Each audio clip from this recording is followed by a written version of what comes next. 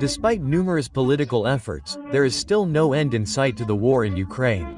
Moscow, in particular, is currently refusing any peace process, and instead of adhering to partial ceasefires, the Russian army is preparing another offensive on the ground. Ukrainian officials and military experts have warned that the Russian armed forces are preparing a new offensive in the coming weeks. The aim is to increase pressure on Ukraine and strengthen Moscow's position in possible ceasefire negotiations. The war of attrition in Ukraine will therefore likely continue unabated or even intensify against Russia in the coming months. But this very circumstance could also be Vladimir Putin's biggest mistake, and Putin's aggressive warfare could ultimately backfire on Moscow like a bombshell. While Donald Trump repeatedly claimed during the election campaign that he could end the war in Ukraine within 24 hours, the Orange Man from Washington has also slowly but surely come to terms with reality. Because shortly after taking office, people were already talking about 100 days. A few weeks later, his Ukraine envoy, Keith Kellogg, spoke of 180 days, and now Washington isn't even sure whether a peace agreement can be reached by 2025. Trump officials see a long road ahead. And peace in Ukraine, frustration is growing. High-ranking officials in the Trump administration have discussed in recent days that the U.S. will likely not succeed in securing a peace agreement for Ukraine in the coming months.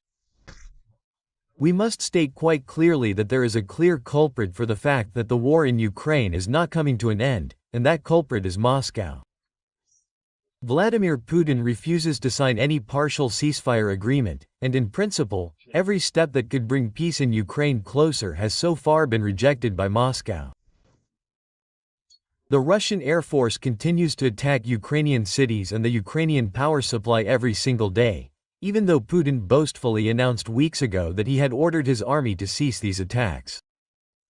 But even on the Black Sea, Russia has so far shown no signs of wanting to comply with a partial ceasefire there. And the fact that Russia is simply not interested in peace in Ukraine and rules out a quick peace agreement or ceasefire is not just my nasty NATO propaganda, but the Russians themselves are saying this. Russian negotiator suggests that ceasefire may not be achieved by 2025. Russian negotiator Gregory Karasim has expressed doubts about the Trump administration's efforts to quickly broker a ceasefire in Ukraine. On March 28, he stated that talks with the U.S. this year may not produce decisive results. Karasin led the Russian delegation in the 12-hour technical consultations with the U.S. in Rada on March 24. The Russian representative described the meeting with the U.S. delegation as constructive, but acknowledged limited results and indicated that consultations would continue. Asked about a timeframe for concrete results in the negotiations, he stated that they might not come this year or by the end of the year. By now, even Trump himself and his administration should largely understand that it is primarily Russia that is responsible for Donald Trump's Great Peace Initiative currently failing miserably. Last Sunday, Donald Trump blamed Putin for the continuation of the war and was clearly angry with the Russian president. He also threatened Russia with further sanctions and secondary tariffs. You can of course already find a separate video on this very topic on the channel and, of course, also linked in the video description. And if you don't want to miss future updates, I warmly invite you to subscribe to the channel and activate the bell.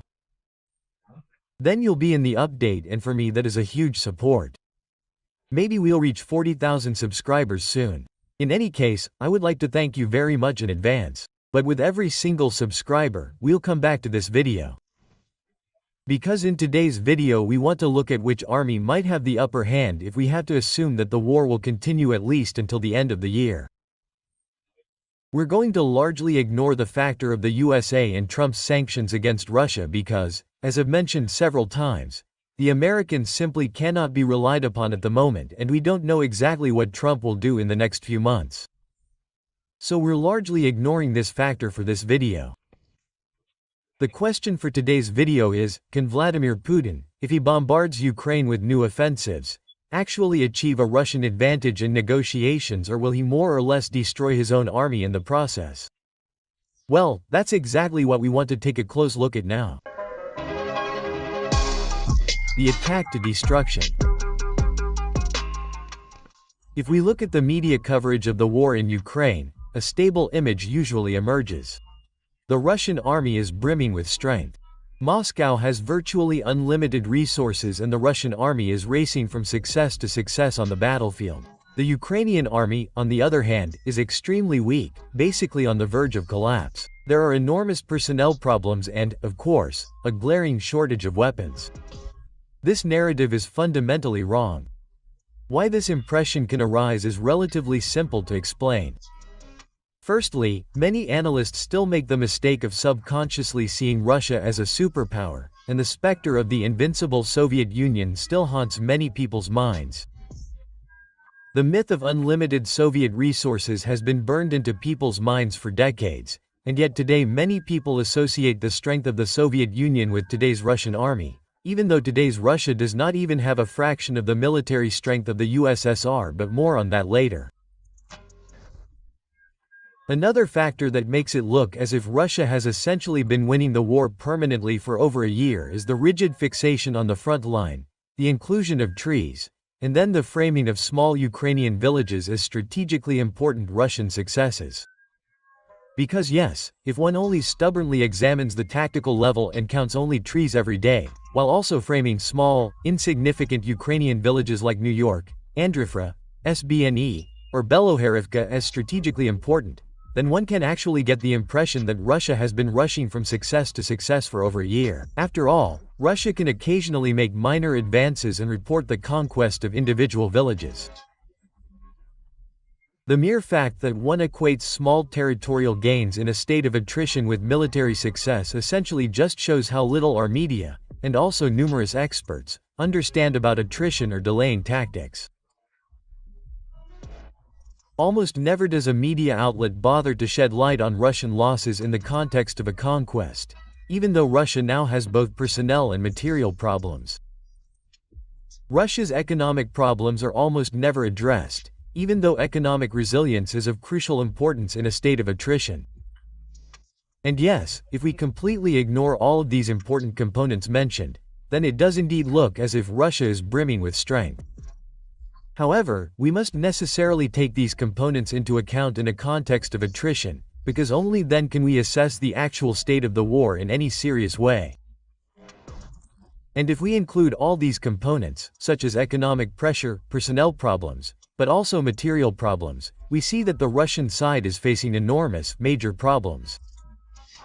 And Vladimir Putin himself, of all people, could make these problems even worse for Russia with his offensives, because we must be quite clear. Vladimir Putin's army has already suffered record losses in the Ukraine war in recent months. And we are now talking about over 900,000 Russians who have been lost. Russia has lost a total of 919,570 soldiers in Ukraine since the start of the large-scale invasion on February 24, 2022. The General Staff of the Ukrainian Armed Forces reported on April 3. This figure also includes the 1,390 losses suffered by the Russian armed forces in the last 24 hours alone. We are talking about losses that no army in the world can truly compensate for over several years or months, including the Russian one. However, we must also be fully aware that Russia loses not only soldiers in its offensives, but also military equipment, tanks, and other heavy weapon systems. And as things currently stand, the Russian arms industry will no longer be able to effectively replace these losses in the future, and the output rates of Russian arms manufacturers will likely decline in the coming months. Kirill Budanov, head of the Ukrainian military intelligence agency HOR, stated that his agency's intelligence findings inside and outside Russia provide strong evidence that Russian arms production will stagnate in 2025 and will likely decline due to a shortage of spare parts and labor. Russian arms factories are expected to be able to sustain growth in the production of glide bombs and drones. But overall, the Kremlin's ability to supply its armed forces with weapons is trending downward. According to Budov, the stagnation or decline in Russian weapons production essentially has two logical reasons. Firstly, as Budov mentioned, the Kremlin is suffering from a severe labor shortage, and according to estimates, Russia is already short over 1 million workers. Secondly, Russian weapons depots are becoming increasingly empty, and it is significantly more expensive and time-consuming to produce a new tank than to take an old T-55 out of storage, give it a new look, and then send it to the front.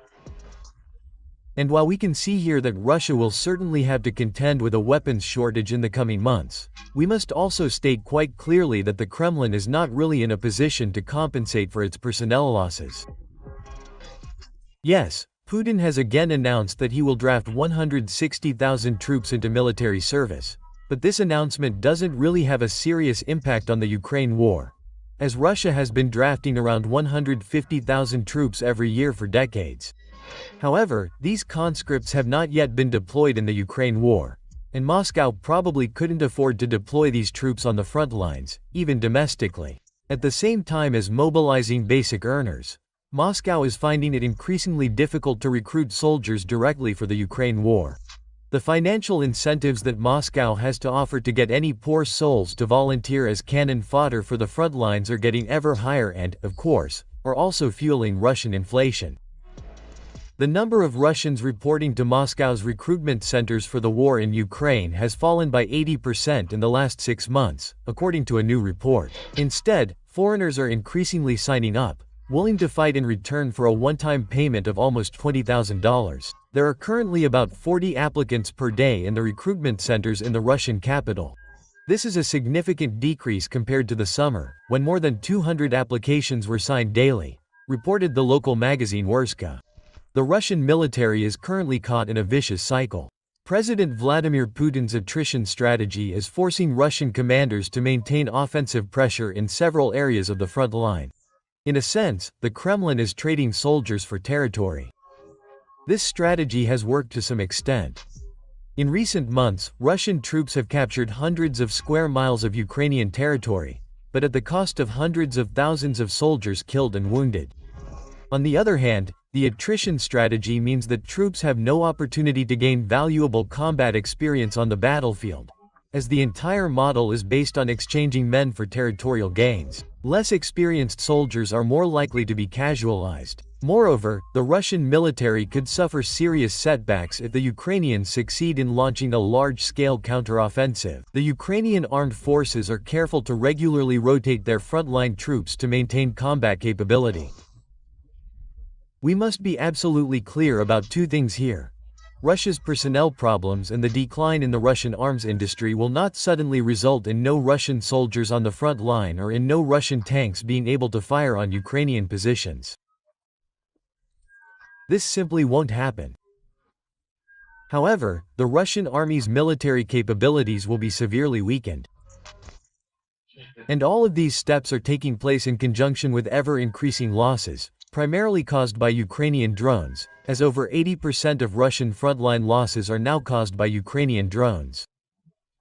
This is a weapon system that the Ukrainians are unlikely to run out of in the near future, but will become increasingly available. Ukrainian manufacturers have the capacity to produce over 5 million first-person V-drones annually, said Preliminary Advisory Counselor Alexander Kamyshin in an interview with Radio Cartier published on March 28. Both Ukraine and Russia are increasingly relying on drone warfare, using air, sea, and ground-based drones for reconnaissance and combat missions. Currently, a single manufacturer can produce 4,000 of these FPV drones a day, said Kamyshin, who previously served as Minister of Strategic Industries. And that's just one manufacturer. There are more than 150 manufacturers in our country. Our capacity is over 5 million FPV drones per year. Quote, so we can see that Russian losses will continue to rise in the coming months, primarily due to Ukrainian drones. These are losses that the Kremlin can hardly afford anymore. Of course, we must also mention that the Ukrainian army also has major problems and is not exactly brimming with strength. After 3 years of war, this is entirely understandable. Nevertheless, we must say that Kyiv currently has no glaring weaknesses in either weapons systems or personnel strength that would force Ukraine to conclude a quick peace. Kyiv still has numerous brigades in strategic reserve and is deliberately not using them in the current war of attrition in Donbass. For over a year, Ukraine has simply been pursuing a delaying tactic. They are exchanging just as much territory as necessary, trying to keep their own losses as low as possible, deliberately keeping units in reserve while wearing down the Russian army as much as possible. Putin's army is being further and further eroded by the constant attacks, until Ukraine considers Russia weak enough to go on the offensive itself again. We must not forget one thing. The Ukrainian army does not have to be brimming with strength or be an incredibly good army to launch a counter-offensive. After 3 years of attrition, it simply has to be less bad than the Russian army. And this is precisely the situation Kyiv is currently preparing for. Ukraine's top military leadership: we are starting to win. Russia is starting to lose. A report that, if we only look at the tactical level and the Russian advance over the last 6 months, may sound downright ridiculous to many, but could actually contain a grain of truth. Because, as already mentioned, in order to get a true overall picture of the army's military capabilities, we must not only consider territorial gains and losses, but also the economic aspects, the loss of men and material, and above all, the resistance of military units. And in this regard, things are looking much better for Ukraine than many people think. Since the beginning of the year, Ukraine has received promised military support amounting to 43 billion euros from European countries alone. Of course, there are also billions more coming from the European Union. But the Ukrainian arms industry is also becoming increasingly efficient. European countries are investing in the Ukrainian arms industry all the time. They are financing Ukrainian long-range weapons, drones, and also heavy equipment, such as the Bogdana artillery hull. And in summary, we must say that all of these steps combined have most likely led to Ukraine currently having more weapons than at any other time during this war. Ukraine currently does not have a serious shortage of weapons. Yes, there are a few problems, but we are in the process of closing these gaps, and frankly, we are getting stronger and stronger. Volodymyr Zelensky. So we see that the Ukrainian army is still a powerful force and ready to successfully repel Putin's further attacks in the coming months. And if Putin continues to envelop the Russian army with his constant offensives and drive the casualty rate even higher, then Kyiv will be ready to exploit this situation. European arms deliveries, but above all Ukrainian drones, are already bearing the brunt of this within the Ukrainian army. And Ukrainian drones in particular could very quickly shatter Putin's dream of another successful offensive. And once Russia has reached a point of no return, according to Eckler, and the loss of life and material has exceeded a certain level, Russia will no longer be able to rebuild its strength. This is precisely the situation that Ukraine could then exploit. Finally, as always, I would of course be interested in your opinion. How do you assess the current military situation? Could Putin's new offensive really become the turning point in this war and actually come back to Moscow like a boomerang? Or does Russia still have secret reserves somewhere and can continue the attrition process for several months or years? As always, let me know in the comments. I am of course very happy to exchange ideas here. But now I would also like to express my sincere thanks to my Geopol lieutenants who, as always, actively support the channel. Berkat Hoff-Fellner, Serkan Ergo, Matthias Herman, Robert Gassner, Sick Rider Anti-X Short GSI, Daniel, Cyrilla von Sintra and Senior. Thank you very much for your support. Without you, this would not be possible. And of course, to all the other members, thank you so much for your support. If you enjoyed the video, I would really appreciate a thumbs up at the end. That especially helps with the algorithm. And otherwise, thank you very much for watching. As always, take care of yourselves, and we'll see you next time.